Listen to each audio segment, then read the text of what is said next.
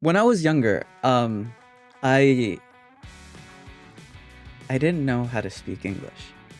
Um, I grew up in a Hispanic household and a Mexican household, and all I knew was Spanish. Um, but one of the things that I watched on TV was Dragon Ball.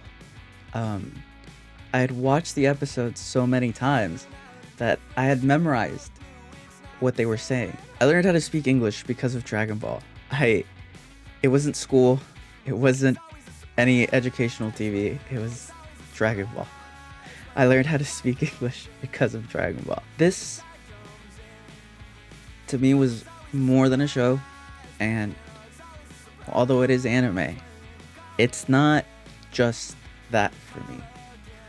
It's generational, I guess you could say, because it was one of the first ones my dad watched.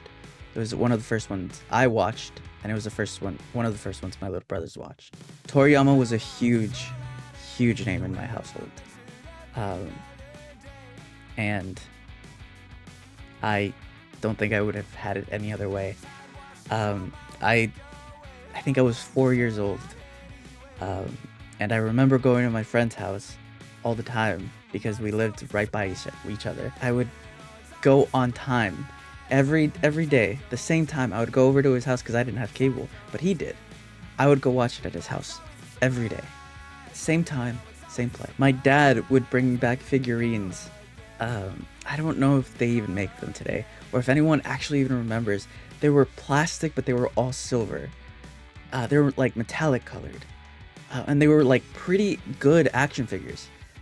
And he had gotten me one of Gohan and one of Krillin.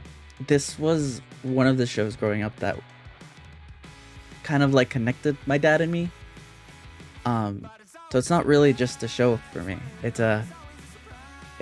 holds so many memories. It's insane. The power that Dragon Ball had is ridiculous. There was a lot of shows I couldn't watch growing up because my parents were very religious at the time, and Dragon Ball was like the exception. Even though they had demons, they had witches, they had hell, they had heaven, they had like their own like version of it. It didn't matter because it was Dragon Ball, and my dad saw that over everything else. Um, I didn't know how to feel when I heard about the news. I'm not gonna lie to you. I don't know him.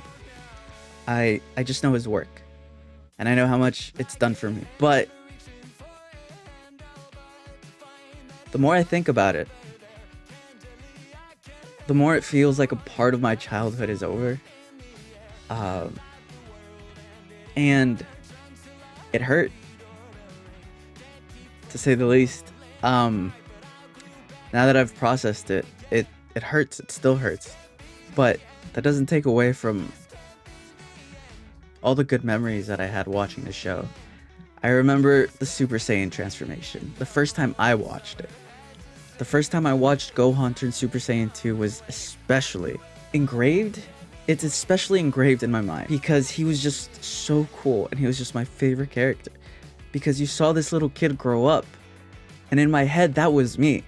I was Gohan. I had the potential to go Super Saiyan 2. Dragon Ball means a lot. Um to me, my family, and a lot of people all over the world. But the big three kind of took over the West, and what helped kind of popularize anime. For Hispanics, we only needed one anime. We only needed Dragon Ball. That was the thing that set everything off. That was our big three. Um, and nothing could replace it. I don't think anything will replace it. I remember that intro, specifically the Spanish one, bro. It was so good. I was listening to that this morning, and it was just pulling at my heart the entire day. It may seem childish to cry about this because I didn't know the guy, but honestly, I would have welcomed him to my home like happily. Um, he was basically a part of my family. He was part of my childhood, part of my little brother's childhood, and part of my dad's childhood. And I don't think there will be a show more iconic than that. So thank you, Toriyama, for your work, and I hope that you rest in peace, knowing that you left your mark on the world.